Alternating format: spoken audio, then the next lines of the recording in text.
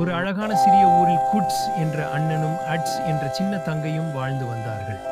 Goods ரொம்ப புத்திசாலி, தைரியமானவன்.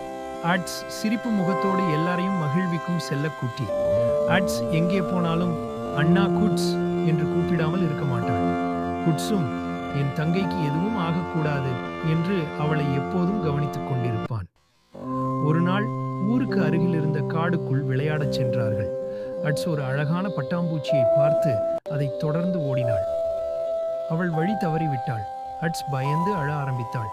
அப்போது தொலைவில் இருந்து அட்ஸ் அட்ஸ் என்று குட்ஸின் குரல் கேட்டது.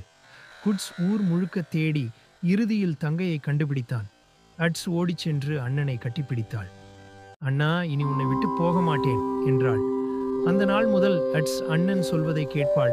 குட்ஸ் தங்கையை இன்னும் அதிகமாக பாதுகாப்பான். ஊர் மக்கள் எல்லாரும் இந்த சகோதரர்கள்தான் உண்மையான அன்பின் எடுத்துக்காட்டு என்று சொல்ல ஆரம்பித்தார்கள். நீதி குறிப்பு: சகோதர அன்பு வாழ்க்கையின் மிகப்பெரிய பொக்கிஷம். இந்த கதைக்கான கார்ட்டூன்